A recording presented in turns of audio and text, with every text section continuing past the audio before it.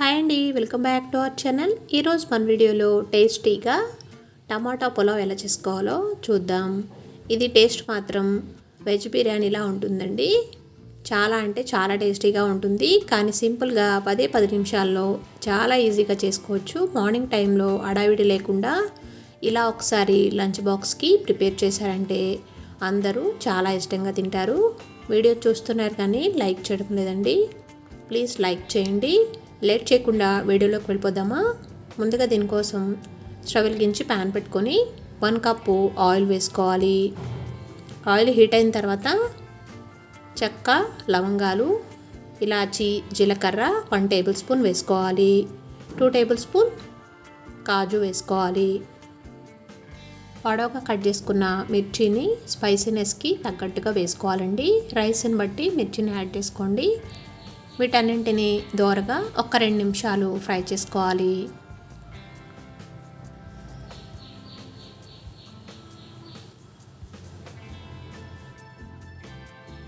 ఇలా ఫ్రై అయిన తర్వాత దీంట్లో 2 రెబ్బల కరివేపాకు వేసుకుంటున్నాను. ఈ టమాటా పులావ్లో కరివేపాకు అనేది ఫ్లేవర్ మాత్రం చాలా బాగుంటుందండి. 2 రెబ్బల కరివేపాకు వేసుకోవాలి. ఒక ఆనియన్ని పొడవుగా కట్ చేసుకొని వేసుకుంటున్నాను. వీటిని కూడా దోరగా వేయించుకోవాలి.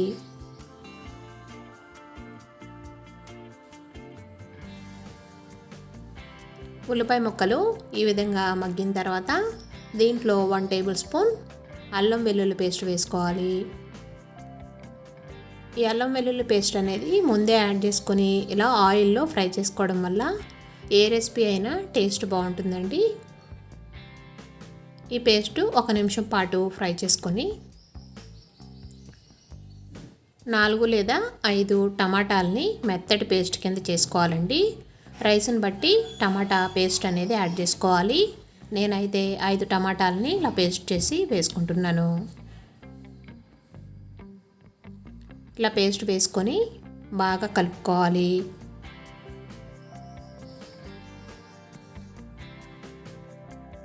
ఈ పేస్ట్లోని నీరంతా బాగా దగ్గరగా అయ్యే వరకు కుక్ చేసుకోవాలండి. ఈ విధంగా కుక్ అయిన తర్వాత దీంట్లో 1/2 టేబుల్ స్పూన్ పసుపు, రుచికి సరిపడా సాల్ట్ వేసుకోవాలి. సాల్ట్ అనేది నేను రైస్ని బట్టి యాడ్ చేసుకుంటున్నాను. ఇలా వేసుకొని 1-2 నిమిషాలు బాగా కలుపుకుంటూ కుక్ చేసుకోవాలి.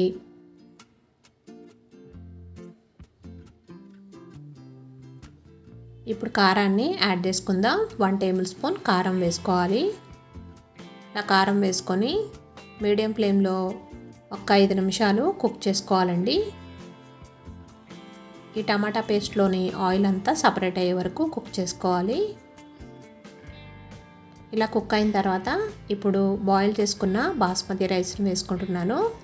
నార్మల్ రైస్ కంటే ఇలా బాస్మతి రైస్ అయితే టేస్ట్ మాత్రం బిర్యానీ టేస్ట్ వస్తుందండి. బాస్మతి రైస్ని ముందుగానే బాయిల్ చేసుకొని పెట్టుకున్నాను. ఇలా రైస్ వేసుకొని బాగా ఈ పేస్ట్ అంతా రైస్కి పట్టేటట్టు కలుపుకోవాలి. చివరగా 1 నిమ్మకాయని ఇలా రసం తీసుకొని వేసుకుంటున్నాను. కొద్దిగా కొత్తిమీరను కూడా యాడ్ చేసుకోవాలి. నిమ్మరసం యాడ్ చేసుకోవడం వల్ల పుల్లగా కారంగా చాలా టేస్టీగా ఉంటుందండి. ఇప్పుడు ఈ నిమ్మకాయ పులుపు అంతా రైస్లో పట్టేటట్టు బాగా కలుపుకొని స్టవ్ ఆఫ్ చేసేసుకుందాం. టేస్టీగా ఉండే టమాటా పులావ్ రెడీ అయిపోయిందండి. ఇది ఒక బౌల్లోకి సర్వ్ చేసుకుందాం. వీడియో నచ్చినట్లయితే తప్పకుండా లైక్ చేయండి. ఫ్రెండ్స్కి, రిలేటివ్స్కి షేర్ చేయండి. మన ఛానల్ ఫస్ట్ టైం చూస్తున్నట్లయితే సబ్స్క్రైబ్ చేసుకోండి. ఈ టమాటా పులావ్ని రైతాతో కానీ ఆనియన్తో కానీ సర్వ్ చేసుకుందామంటే టేస్ట్ మాత్రం చాలా బాగుంటుంది. తప్పకుండా మీరు కూడా ట్రై చేసి ఎలా వచ్చిందో నాకు కామెంట్ సెక్షన్లో కామెంట్ పెట్టండి. వీడియో నచ్చితే లైక్ చేయండి, సబ్స్క్రైబ్ చేసుకోండి. Thanks for watching.